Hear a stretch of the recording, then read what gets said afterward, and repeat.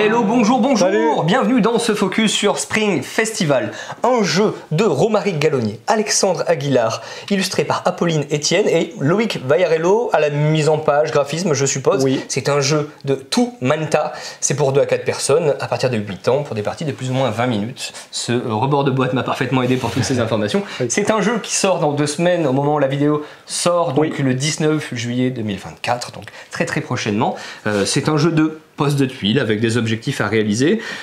On peut se dire, c'est somme toute assez classique. Et non, parce qu'il y a quand même des petits twists, des petites choses intéressantes. Exactement. D'où le focus sur ce jeu. Ici, nous avons fait une mise en place pour 3 personnes. On a donc les cartes de départ joueurs 1, 2 et 3. Nous avons des objectifs sur lesquels on va revenir. Ici, le plateau sur lequel on va récupérer les tuiles. Des petits points de victoire et puis des nouveaux objectifs. Bien sûr. Il y a des petites choses cachées derrière le petit paravent là, on va revenir dessus un petit peu plus tard parce qu'il y a une sorte de mode avancé pour le jeu. Comment est-ce qu'on y joue? En début de partie, on va recevoir 2 cartes d'objectifs de couleurs à réaliser. Donc la thématique, ce sont des feux d'artifice. Il faudra donc placer vos feux d'artifice selon le motif indiqué en prenant en compte les couleurs, mais également 2 cartes de motifs à réaliser, tout simplement. Donc là, on va regarder si dans vos feux d'artifice, il y a 1, 2 ou 3 explosions sur la tuile, sur les tuiles. Le but du jeu étant donc de réaliser des objectifs pour faire des points. C'est des objectifs dynamiques. On réalise, pim, on met de côté, ça fait des points. On va tiquer dessus en fin de partie. On en repioche un, etc. Tout simplement. Quand on va connecter des cartes, parfois, il va y avoir des petits symboles d'étincelles qui vont se compléter l'un l'autre. Et ça nous permettra de récupérer des points. Bien sûr. Et également, en fin de partie, selon si on arrive à faire un joli bouquet final, on pourra gagner des points supplémentaires. Voilà en gros l'idée. Comment fonctionne un tour? Eh bien, nous avons un ou une joueur actif.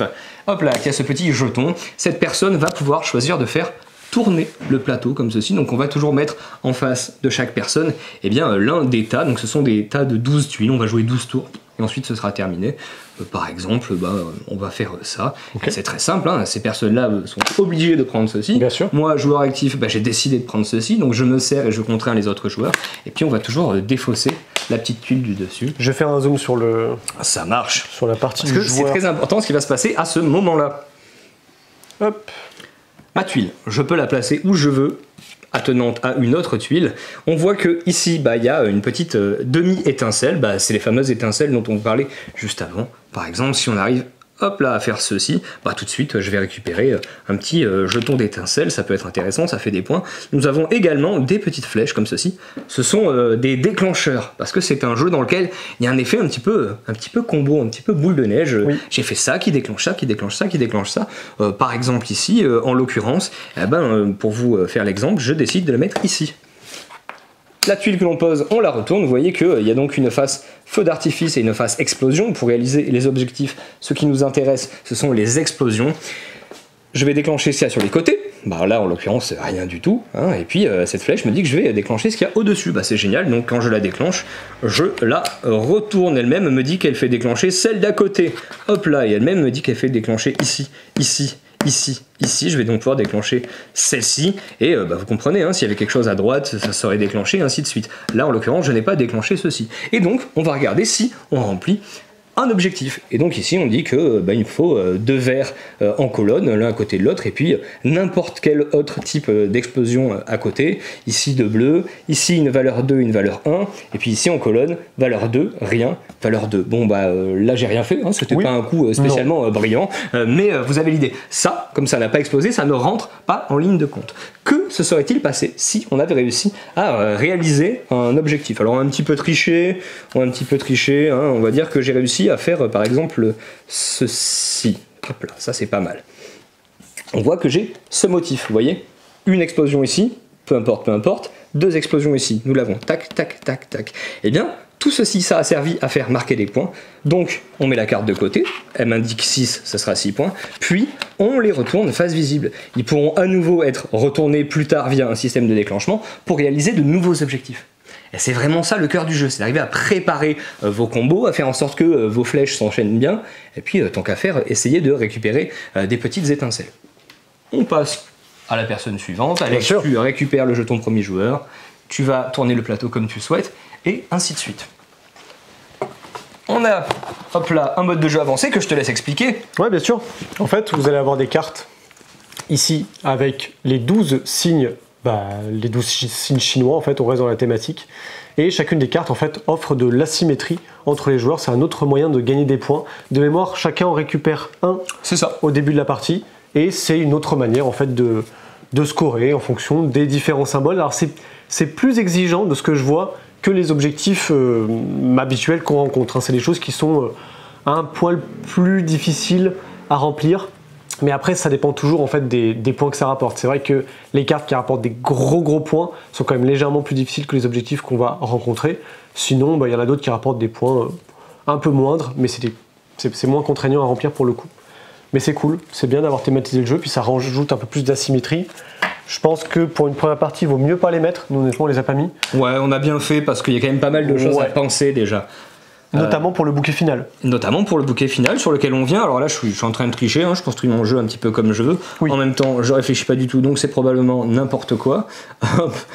Lorsque l'on aura terminé toutes les tuiles du plateau central, eh bien, on va remettre toutes nos tuiles face feu d'artifice et on va choisir d'en déclencher un feu d'artifice qui va donc faire la fameuse petite réaction en chaîne. Le but du jeu, ça va être d'essayer de retourner le plus de tuiles possible de cette manière-là, côté explosion, puisque ça vous fera des points, ça va rentrer en ligne de compte sur le petit bloc de score final, et vous aurez des points supplémentaires si vous arrivez à déclencher tout votre plateau, donc tout va devenir sur la face explosion, vous avez des petits points supplémentaires, c'est pas facile, non, c'est franchement pas facile. Quand on y a joué tout à l'heure, j'y suis arrivé presque par miracle et en sacrifiant des points, donc j'étais pas premier pour autant. Ah si, j'étais premier, ça profite pour me la péter un petit peu. De loin, quand même. On va gagner des points, hop là, je prends le petit récap pour pas vous dire de bêtises, avec le bouquet final, donc les points supplémentaires s'il est complet, un point par tuile retournée, évidemment tous les petits jetons que vous aurez ici vous font gagner des points, et vous gagnez en plus des points si vous en avez plus que d'autres joueurs, ça c'est intéressant, et puis évidemment toutes vos compositions, donc vos petits objectifs de motifs et de couleurs vous feront marquer des points supplémentaires. On n'est pas trop rentré dans le détail des règles et pourtant j'ai l'impression qu'on a quasiment tout dit. En vrai on a quand même bien tout expliqué, presque tout en détail, Finalement c'est pas un jeu qui est très compliqué, ça va demander évidemment d'optimiser. Le problème c'est que l'optimisation sera restreinte par le choix d'un joueur qui va changer à chaque tour. Donc sur les premières parties vous allez choisir ce qui vous arrange. Et à défaut, s'il y a des trucs qui vous arrangent pas, regardez un peu le jeu des autres, levez la tête. C'est comme ça que vous allez les bloquer et potentiellement marquer plus de points qu'eux. Parce qu'en bloquant les joueurs, du coup, indirectement, on marque des points finalement. Du coup. C'est vrai que pour les sensations de jeu, première partie, on est vraiment dans son coin. Ouais. On se dit, oh, interaction zéro. Et comme la plupart des jeux d'agencement où il y a un plateau ou un marché central, au fur et à mesure des parties, on va un peu plus lever le cou et regarder ce qui se passe à droite à gauche. On reste quand même un petit peu dans son coin. Le jeu vous laisse quand même relativement optimiser ce que vous voulez, même si finalement, la plupart du temps, vous subissez la tuile que vous prenez. Oui. Pour les joueurs qui n'aiment pas trop la micro-gestion, la manipulation, on en fait quand même pas mal. Nous, on a un petit peu râlé au début. Ouais. Et finalement, les effets boule de neige, les combos comme ça de déclenchement, c'est tellement plaisant en fait, que c'est pas grave. La micro-gestion qui peut être éventuellement handicapante pour certains joueurs, elle entraîne ce côté satisfaction de retourner les tuiles à la chaîne. Donc, j'ai envie de dire, on ne peut pas avoir l'un sans l'autre. Et finalement, c'est assez satisfaisant. Et la micro-gestion, finalement, se fait sur les derniers tours, on va dire, au moment où on a le plus de tuiles. Parce que c'est là où on fait beaucoup d'enclenchements. Mais au début, on pose une tuile et péniblement, on retourne 2 tuiles. C'est ça. Finalement, la micro-gestion n'est pas si présente que ça. Elle peut l'être, elle peut gêner les joueurs, mais honnêtement, ça va. Moi, j'ai juste galéré parce que je suis nul dans les jeux d'optimisation et de placement. Mais pour le coup, c'est bien la mécanique de choix, finalement, qui reste limité mais qui offre quand même un minimum de choix. Et après, même si on récupère des trucs qui n'activent pas maintenant, on peut s'arranger pour le transformer en bouquet final sur la fin. On peut clairement construire son jeu. Ça, c'est vraiment très agréable de se dire, bon, là, ce tour-ci, ce que j'ai fait, c'est pas génial, mais en le mettant là, plus tard, je vais déclencher un gros combo et je vais forcément arriver à le faire fructifier. Faire très attention à pas encercler une tuile, parce que nous, ce qui nous est arrivé, toi t'as réussi à te débrouiller, moi j'ai pas réussi, j'ai encerclé une tuile et du coup je n'avais récupéré aucune tuile qui permettait en diagonale du coup d'activer cette petite tuile qui était enfermée par d'autres tuiles. Là, du coup ça m'a un peu handicapé, mais bon, je suis maître de mon schéma entre guillemets, donc tant pis pour moi. Mais ouais, il faut faire attention à ça, à pas construire son jeu trop précipitamment. Parfait. On arrive à la fin de Focus. C'est donc Spring Festival. Ça arrive le 19 juillet. En attendant, on vous dit à bientôt chez GD Cartes Bordeaux.